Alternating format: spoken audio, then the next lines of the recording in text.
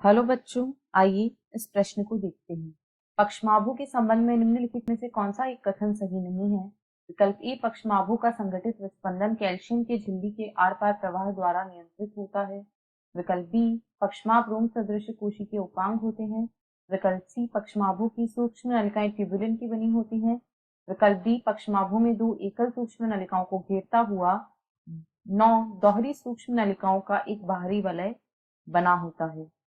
इस प्रश्न की जो मुख्य अवधारणा वह है पक्षमाभ, जिन्हें सीलिया भी कहा जाता है। यहाँ पर हम देखेंगे कि पक्षमाभ क्या होते हैं। तो यदि पक्षमाभ की बात करें तो ये कोशिका में पाए जाने वाले रोम सदृश उपांग होते हैं।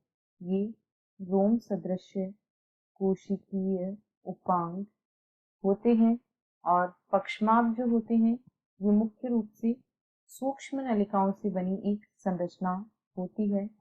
ये मुख्य रूप से सूक्ष्म नलिकाओं से बने होते हैं।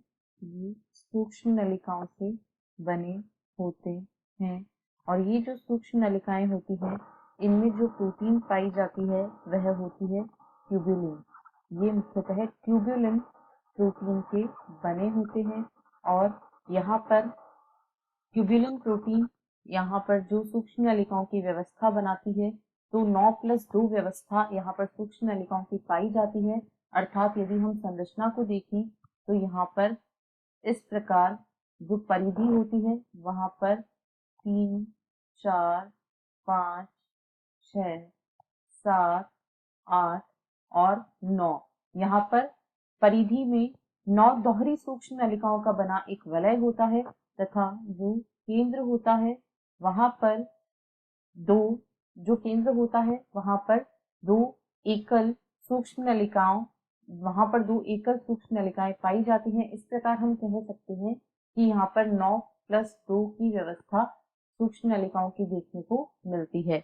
यदि सीलिया के कार्य की बात करें तो ये गति में सहायक होते हैं और एटीपीज एंजाइम जो होता है इनके पास में जो प्रोटीन होती है डायमिन, वहां पर एटीपीज एंजाइम होता है जो कि एटीपी का अपघटन करता है और एडीपी और फॉस्फेट में इसे परिवर्तित कर देता है और इस प्रकार एटीपी के जल अपघटन से ऊर्जा मुक्त होती है जिससे कि सीलिया कार्य करते हैं। अब यदि दिए गए विकल्पों को देखें तो विकल्प ए में कहा गया है पक्षमाभु का संगठित विस्पंदन कैल्शियम की झिल्ली के पार प्रवाह द्वारा नियंत्रित रहता है, तो यह बिल्कुल गलत है। कैल्शियम का जो पक्षमाभों का विस्पंदन होता है उसमें कोई योगदान नहीं होता है। बी में कहा गया है पक्षमाभ रोम सदृश कोशिकीय उपांग होते हैं, यह बिल्कुल सही है। सी में कहा गया है पक्षमाभों की सूक्ष्म नलिकाएं ट्यूबुलिन प्रोटीन की बनी होती हैं, यह भी बिल्कुल सही है।